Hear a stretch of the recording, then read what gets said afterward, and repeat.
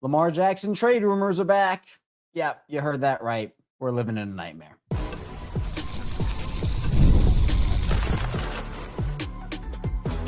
You are Locked On Ravens, your daily Baltimore Ravens podcast. Part of the Locked On Podcast Network, your team every day.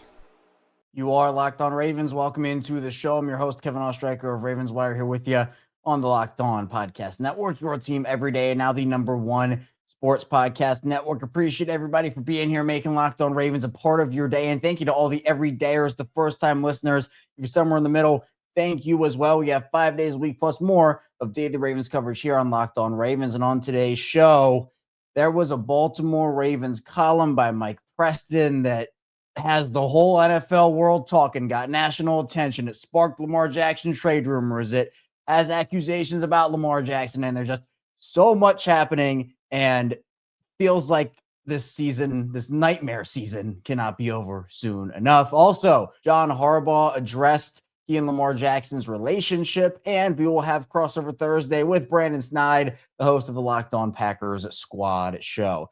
All right, let's get into this. Mike Preston, who actually we talked about one of his columns that also got big attention earlier in the season about Lamar Jackson, he had another one, and it was one that sparked a ton of different rumors and had a bunch of different things in it. Mike Preston of the Baltimore Sun, who's been covering the Ravens for a long time, put out a column about Lamar, and it is, quote, the title, Ravens Lamar Jackson are at a crossroads. And essentially in this article, there were accusations about Lamar and an opinion from Mike about, what the Ravens should do in terms of trading him away and what teams could be interested. So he says that he wouldn't offer Lamar another contract, and talked about how the injuries he has suffered to become he plays quarterback in the NFL and all this other stuff. But he said that Jackson could help himself with the injuries. And he said, quote, he doesn't need to be up late at night playing video games or falling asleep in team meetings. He needs to train more around the castle instead of only attending mandatory minicamps where he disappears after one day. And he said, quote, a major problem, a lot of it on the Ravens is that there are team rules and then there are rules for Jackson. That's why Baltimore practices in the heat of the afternoon instead of the morning.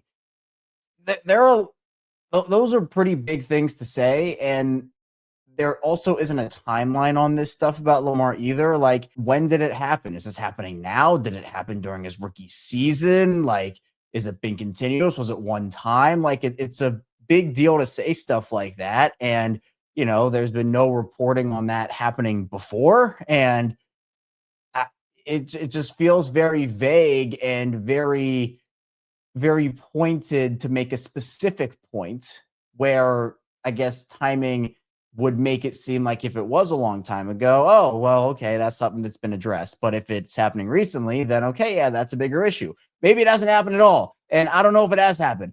We've never heard about this before. And just to say that stuff without any other context about something that people haven't heard about before is, in my opinion, it's pointed. Like, it has a specific motive, and I don't personally like that. Lamar, I've said this over and over again, Lamar is the only quarterback in the NFL that isn't allowed to have a bad game, that isn't allowed to be injured, isn't allowed to do anything that other quarterbacks do, because Lamar is going to get criticized for it, but other people don't. Where's this conversation about Joe Burrow, who's been injured over and over and over again? And by the way, Lamar Jackson, he's been banged up this season and he's missed games, but largely outside of those 2 seasons where he missed 2021 and 2022, the back end of those years, he's been largely available. So I don't understand that narrative either, but this has now sparked trade rumors and conversations because Mike said that the Ravens should explore all options and look at possible trades. And Mike said that Jackson would love to play in Miami, where Tua is no longer the starter there, Tua Tagovailoa. He said possibly Las Vegas. And so that obviously got everybody talking. And so you have national media talking about it, everyone jumping in on it. Colin Cowherd talking about it and Chris Broussard talking about it. And now the conversation points about, the $75 million cap hit. Should they just move on from him? My opinion, no, they should not move on from Lamar Jackson. Lamar is a generational quarterback, one of the best in the league. It feels like to me Lamar is getting punished for getting injured and getting sick and, playing video games and sticking up for himself on social media across whether it be local or national guys saying it. Like, what are we doing here? And John Harbaugh, he addressed his relationship with Lamar. He said it was A+. He says he loves Lamar Jackson. He always will.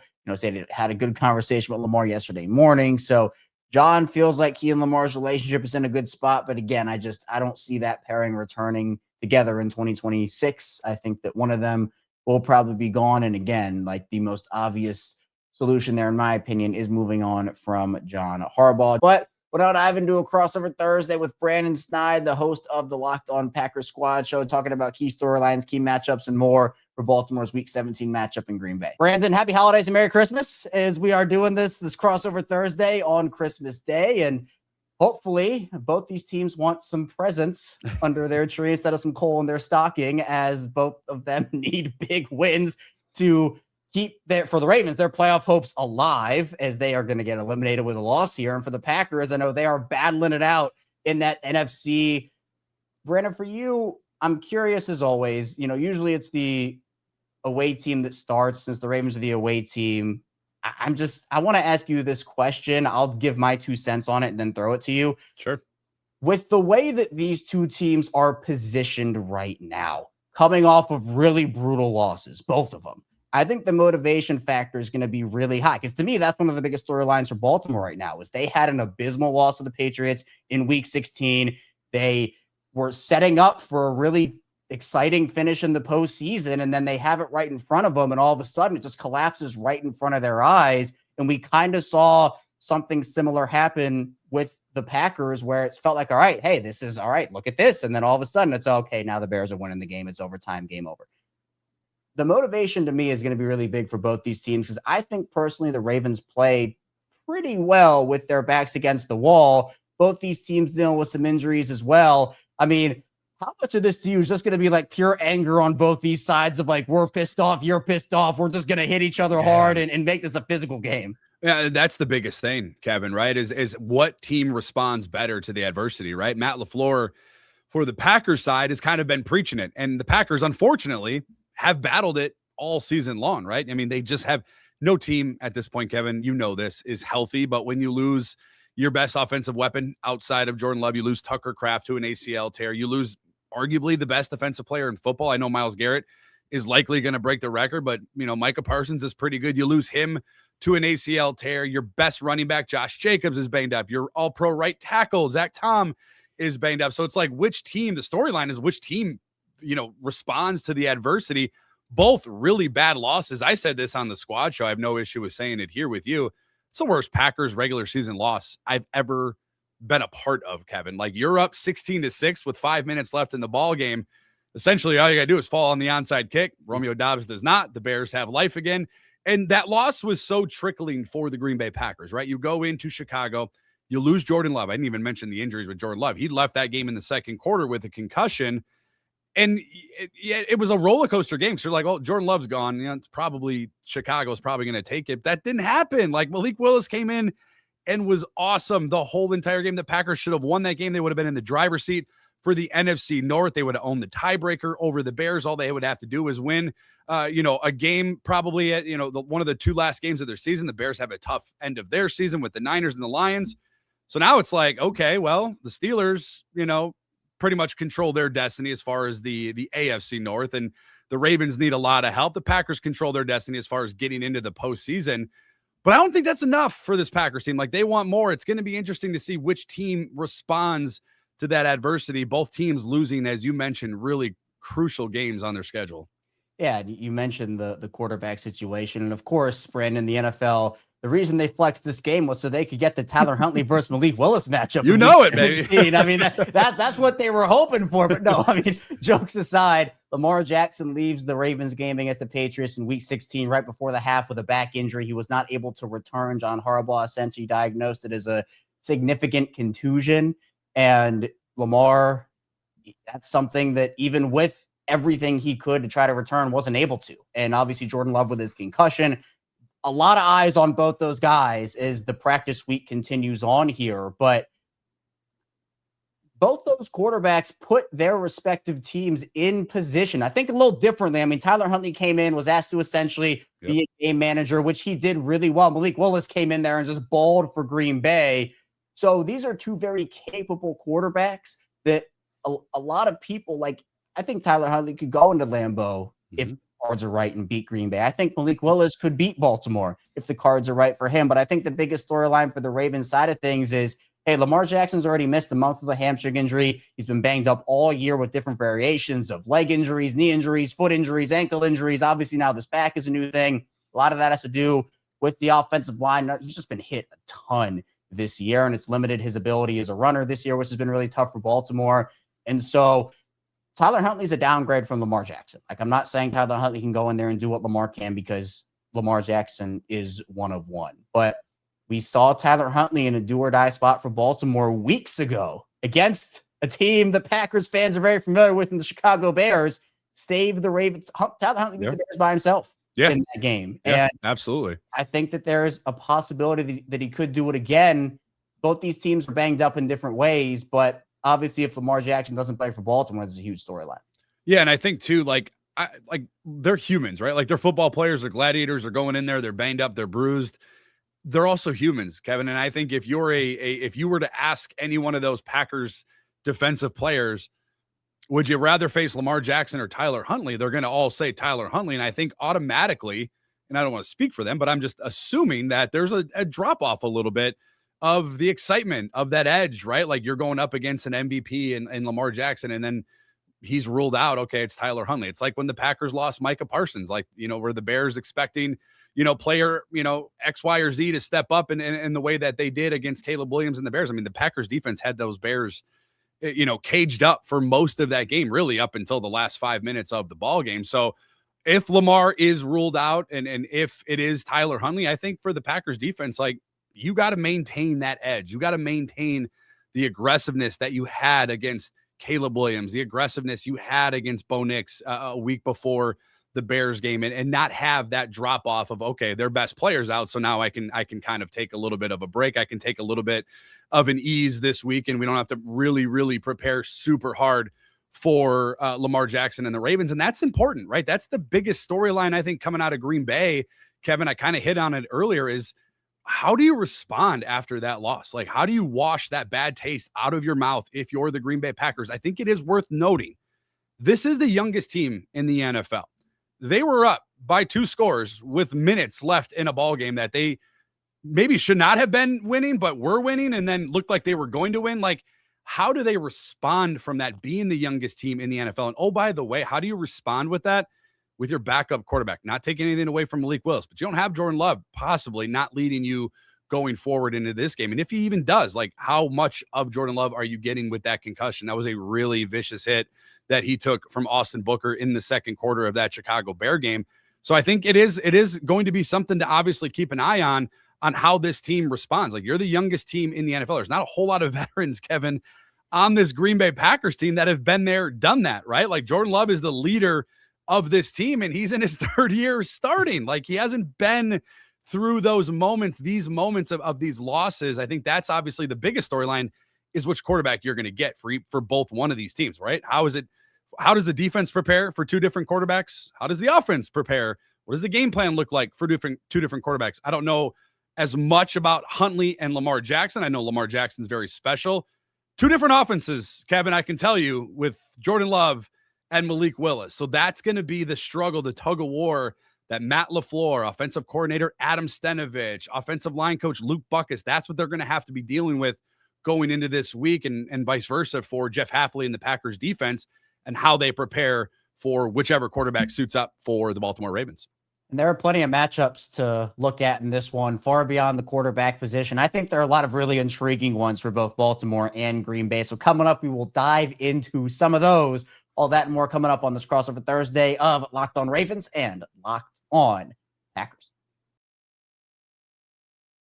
First, this show is presented and brought to you by PrizePicks. And when you look at PrizePicks, I mean, look, the holiday season, it's one of the best times for sports. You got bowl games, big basketball matchups, playoff pushes. It's all happening at once. While we're all making choices every day, one of the most fun places to make the right call is PrizePicks. PrizePicks is the easiest way to get in on daily fantasy. Just pick more or less on at least 2 player projections, lock in your lineup, and you're in the game. It's simple, fast, and available in 45 states, including California, Texas, Florida, and Georgia. PrizePicks is adding an extra layer of excitement to the holiday sports schedule. Creating a lineup takes less than a minute, and the app makes the whole process smooth and intuitive. You can choose from a huge range of unique stats, fantasy score, field goals attempted, free throws made, turnovers, whatever fits your strategy. Download the PrizePicks app today and use code LOCKEDONNFL to get $50 in lineups after you play your first $5 lineup. That's code LOCKEDONNFL to get $50 in lineups after you play your first $5 lineup. PrizePicks, it's good to be right. Back here on this crossover Thursday, Locked On Ravens and Locked On Packers. I'm the host of Locked On Ravens, Kevin Oestreicher. He is the host of the Locked On Packers Squad Show, Brandon Snide, and we're here diving into everything relating to this Week 17 Ravens and Packers matchup at Lambeau. Brandon, let's dive into some of these matchups. I'm really excited for this game. I know that there's a lot of question marks about the quarterback. I know both these fan bases are reeling from the losses they took in Week 16, but both teams not eliminated. Packers, they're looking to pick up a big win for their playoff destiny. The Ravens, they're looking to pick up a win to just keep their season alive. But I look at these matchups, I'm really interested because I'm big on conversion rates. And the Ravens have been one of the worst red zone offenses in the NFL this season. They actually improved last week. They went from 31 to 30th in the NFL in red zone offense, which, are getting round of applause. Hey, you're making ground. Making moves, and not to mention they actually fell from 30th to 31st the previous week. But hey, you know what? We're not counting that. The Ravens have converted in the red zone through 16 weeks. It's been an abysmal 45.3% of those conversions. It's been bad. Now, Green Bay is 25th in red zone defense, giving up 61.9% of those opportunities. So something has to give here. I said it last week with New England, who was the worst red zone defense in the NFL. Something has to give. It's either going to be the Ravens' poor red zone offense or the Packers' poor red zone defense. And I say this about a lot of matchups, but I do think it holds true in this one as well. Field goals are not going to cut it in this game. You cannot get down to the 10-yard line. You have first and goal from the 5 maybe, or you get to maybe the 2-yard line, and you can't punch the ball, and you got to kick a chip shot 20, 30-yard field goal. I don't think that's going to work against either of these teams. Now, depending on who plays quarterback for both, maybe you can get away with it a little more. But I think that matchup is going to be crucial in this game, especially for momentum's sake. And from the Ravens side of things, Brandon, the Ravens are a very momentum-based team. They take it with them and they run with it, or they give it up and everything falls apart. And I think the way you can build momentum is just continuously scoring touchdowns, starting fast, and making sure that you don't give the defense an opportunity to recover and just punish them for all the mistakes that they're making. I find it interesting that is something you're keeping your eye on, because the Packers, Kevin, prior to the game against the Bears, were the best red zone offense in the NFL. Their last 2 weeks between Chicago and you got to go back to Denver, they are 1 for 9 in the red zone for the Packers offense. Josh Jacobs had a fumble on the 2-yard line against the Bears. I don't want to go back to the Bear game, but Josh Jacobs scores that touchdown in the red zone for the Green Bay Packers on the 2-yard line on first and goal. Kevin, that's probably the game. Like, looking back at it, that's probably all they would need. So it's been an issue for the Packers offense as well, as putting those points on the board when they're in the red zone. So it's interesting that the Ravens are struggling, because as of late, as are the Green Bay Packers. So this very well could be decided within the red zone. The one specific thing I really want to keep an eye on, and I don't think this is necessarily going to surprise you, Kevin. I don't think it's going to surprise the everydayers, the people that are paying attention to the Green Bay Packers. That's Derrick Henry for the Baltimore Ravens. And I think that if there's one area, the Packers' run defense is pretty good. They're 10th overall in yards allowed on the ground. In between the tackles is where the Packers defense has some issues with stopping the run. And I think you and I would agree that's probably the strength of Derrick Henry, who's got over 1,200 yards. He's got 12 touchdowns, again, averaging 5 yards per carry. How he runs, or the lack thereof, I think is going to be the difference in this ball game. And I know we'll talk about our keys to the game later, but I think for this Packers front seven versus Derrick Henry is the one matchup I really want to keep an eye on. You look at the Packers linebacking core: Quay Walker, first-round draft pick; Edgerrin Cooper, second-round draft pick. Those guys arguably have been the best duo in the middle of the defense throughout the entire NFL. Sideline to sideline, Kevin, they're the best in the biz. Like the speed on that defense is insane. It's a strength for the Packers. They've kept Jahmyr Gibbs in lock. They kept the Bears rushing attack, which is the best in the NFL, twice in a span of 3 weeks. They've kept them kept them low as yards for the entire game. But I think the biggest thing for me is I want to watch how this Packers front seven, without Devontae Wyatt, their other first-round draft pick up at the front of the interior of the defensive line, how they're able to control Derrick Henry. Because I really don't think it matters if it's Lamar Jackson or if it's Tyler Huntley. If you allow Derrick Henry to average 5 yards per carry and they're able to consistently be ahead of the sticks, number one, you're winning likely the time of possession, which is keeping the strength of this Packers team, which is their offense, off the field, right? You're keeping potentially Jordan Love, and I'll even put Malik Willis in that same category because he marched them up and down the field against the Chicago Bears. They just couldn't convert, as I mentioned, in the red zone.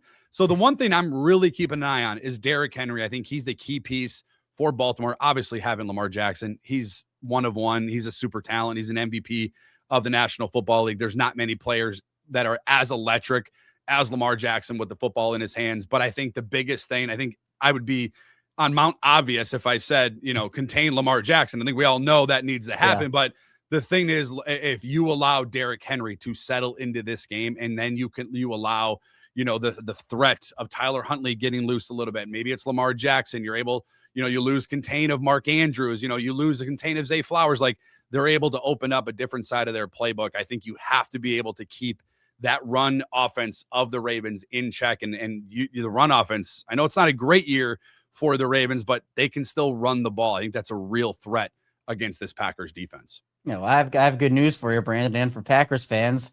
The Ravens apparently don't like putting Derrick Henry on the field in big situations, so they might help you out a little bit if he's having a great game. I mean, if Lamar wasn't injured, that would have 1,000% been the biggest storyline in Baltimore, where at the end of that Patriots game, I mean, essentially what you said, where Derrick Henry ran all over that Patriots defense and averaged 7.1 yards per carry on 18 carries, had 2 total touchdowns in the game. And in the biggest moments of the contest, when you were trying to keep your lead, and then once that lead was blown, come back in the game, on the last 2 possessions, Derrick Henry gets 0 snaps. And I thought the offensive line, which has been a huge issue for Baltimore all season, they didn't do enough in the offseason to adjust their guard positions, and the guards have been terrible with Daniel Falele and Andrew Voorhees. Ronnie Stanley's had up and down moments. Roger Rosengarten regressed for a good portion of the year. He's been better recently, but still his rookie year was a lot more consistent. It all starts up front for offense and defense, honestly. But, it doesn't matter who you have in that backfield. If it's Derrick Henry, it doesn't matter who you have at quarterback. If it's Lamar Jackson or whoever it may be, you have a guy or two in the defensive backfield or the offensive backfield every second and a half. You're not doing anything. I don't care who you are.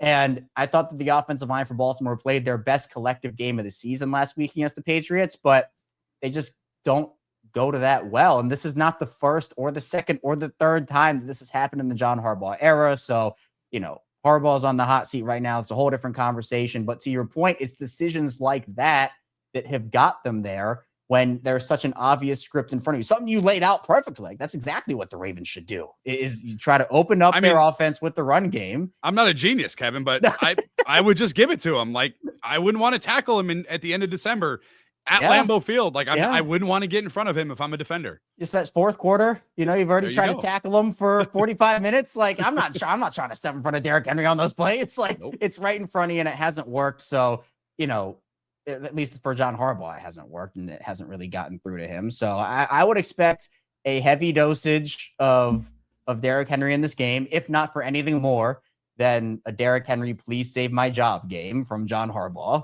because the Ravens was the playoffs. You got to have that conversation about Harbaugh. But I am also curious on the other side of things with Green Bay's rushing offense, because, Josh Jacobs, I have long been a fan of Josh Jacobs, even back in his Raiders days, and someone that I do have a lot of dynasty fantasy football stock in. I'll just put that out there right now. Who was great. He was great for me all year, but he's been banged up a little bit.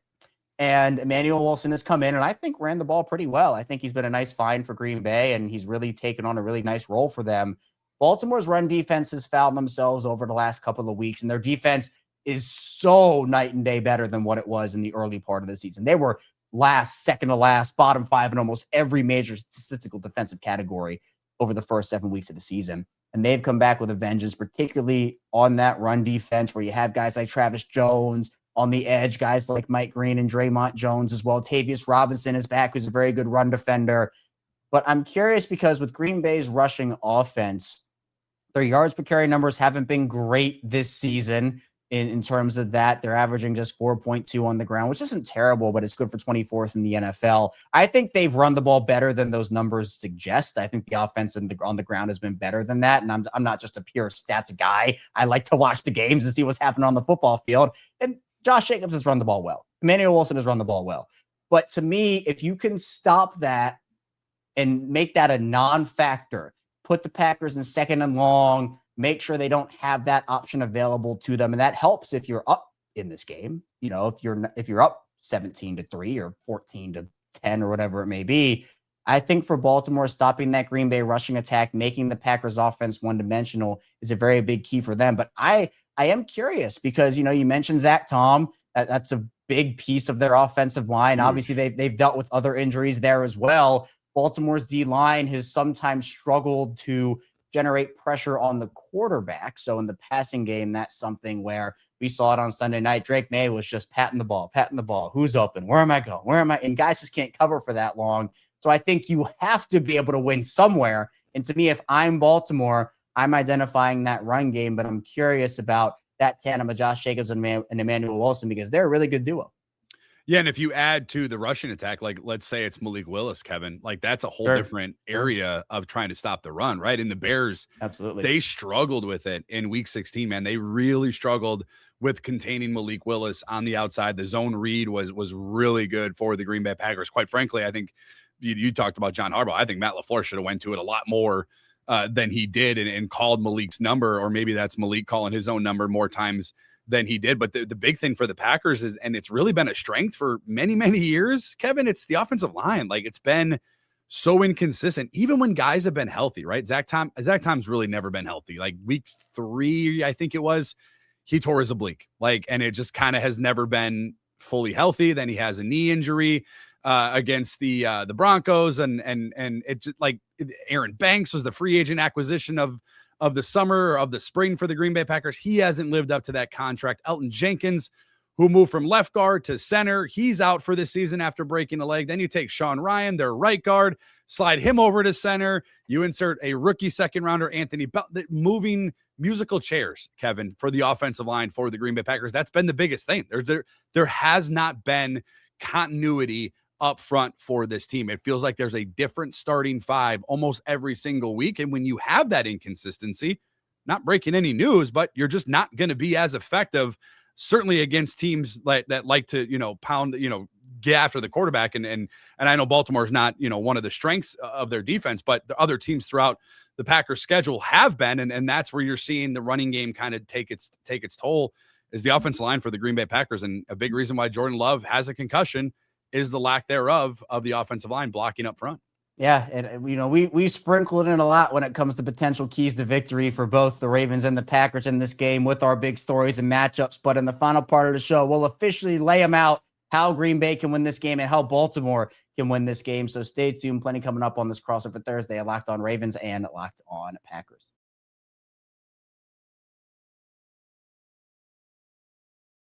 Moving along and rounding out our crossover Thursday at Locked On Ravens and Locked On Packers. Kevin Oestreicher, Brandon Snide still here with you, talking Ravens and Packers football. Brandon, I'll start with you on this one. Let me get your 3 keys to victory for this Green Bay Packers team when it comes to how they can defend their home turf, beat the Ravens, and make sure they pick up a pivotal Week 17 win.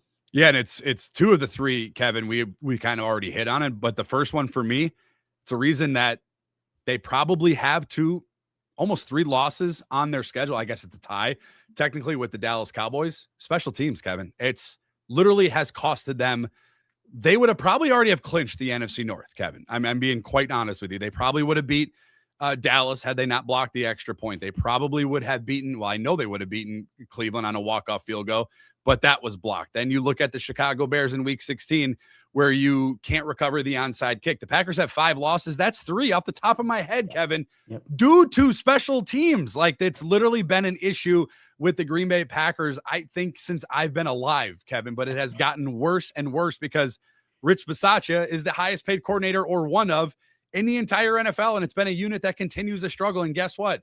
There's not a better coach for in that unit than John Harbaugh in the NFL. They're going to come in and they always play sound special teams. So that's going to be my first key. The Packers have to play clean special teams. Number two, kind of already touched on a little bit. You have to contain Derrick Henry. You have to contain if he plays Lamar Jackson. And I, quite frankly, that continues on even if it's Tyler Huntley. I mean, Derrick Henry, we've rattled off his numbers: over 1,200 yards, 12 touchdowns, 5 yards per carry. The Ravens, third in the NFL in total rush yards, third in rush yards per game at almost 150. The Packers have got to contain the run game. You want to put these guys, whether it's Lamar Jackson or Tyler Huntley, in second and long, in third and long. Get Rashawn Gary, Brenton Cox, who the Packers just got off of the injured list. Get those guys, pin their ears back, get pressure on the quarterback. It's not been a great secondary for the Green Bay Packers. Xavier McKinney has been underwhelming this year. He's had a lot of dropped interceptions, but it's a secondary for the Green Bay Packers that when they know they're in obvious passing downs, they can come out and they can make the big play. So you've got to contain the Ravens running game. That's key number two. Key number three, kind of touched it on it the segment before. The offensive line for the Green Bay Packers, whether it's Jordan Love, Kevin, or it's Malik Willis, you got to keep those two upright. Though they cannot take a hit in this game like they took a hit against the Chicago Bears, because if one of them suits up and one of them doesn't, and one of them gets hurt, Malik Willis has injured his throwing shoulder against the Chicago Bears. Jordan Love, we know, has the concussion. They don't have another quarterback, Kevin. Josh Jacobs, according to Matt LaFleur, now they'll probably suit up three, but Josh Jacobs, according to Matt LaFleur, was their emergency quarterback against the Chicago Bears. Wow. Like, that's how dangerous it was. So these guys up front for the Green Bay Packers have got to be stout in this game. We don't know the availability of Zach Tom. Obviously, he's dealing with the back injury and the knee injury. Packers, as I mentioned before, got to run the ball efficiently. You have to be able to get these quarterbacks, whether it's Willis or it's Love, you've got to get them in advantageous situations and keep them upright. It is going to be pivotal that the Packers offensive line, plays one of their, if not their best game of the season. Yep. It all starts up front. It all starts up front. And, I'm in agreement with you on that.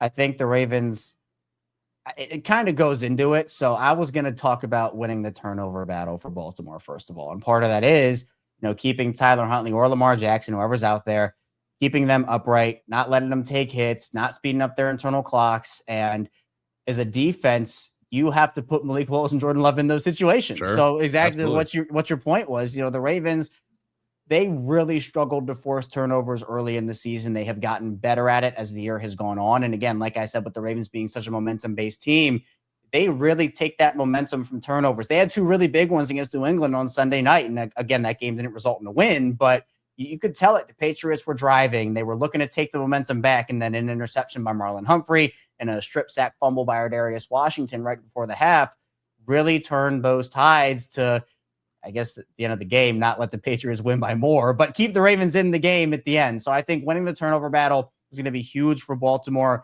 Secondly, third down is going to be so huge for both these teams in this game. But the Packers offense versus the Ravens defense on third down. This is the best offense in the NFL on third down in Green Bay. Third down conversion percentage, they're converting over 50% of their opportunities on third down. Baltimore, who was, again, terrible in third down defense early in the season, has come all the way up to number 7 in third down defense this season. So they've really reshaped their identity there. They held the Patriots to 4 of 12 on third down on Sunday night. And that's a very explosive offense like we've seen over the course of the season. And, on the flip side of things, Baltimore with their third down offense, they're kind of they're 16th. They're right smack dab in the middle. Green Bay is 12th, so kind of middle there. But I really think that third down is going to dictate a lot in this game because we saw Baltimore go 7 for 11 on third down against the Patriots. They kept drives alive, and that's something that, despite a tough loss, Todd Monk and their offensive coordinator really spoke up about when talking about some of that game and what went right for the team on Sunday night. And then finally, I am going to say the one that we've talked about is run Derrick Henry. Run him 30 times. The Ravens have been talking about this rotation type deal. And, we're going to rotate Keaton Mitchell. And I love Keaton Mitchell personally. I think he's an awesome player, a really good compliment to Derrick Henry. But your season's on the line.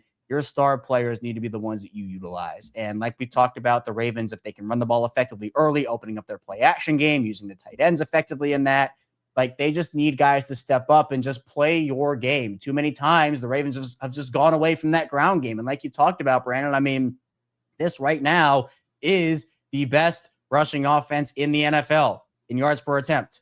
But they only have the 9th most carries in the league this season, which is a far cry from what they usually do. They usually are top 2, top 5, sometimes top 1 in carries in a season. It's been a different year this year. It's been a challenging year, but this team absolutely needs to run the football against this Green Bay front. Even if it's not working, even if Green Bay stops it early, keep going back to that well. Keep Green Bay on their toes. Do not give them the satisfaction of making your offense one-dimensional early in this game.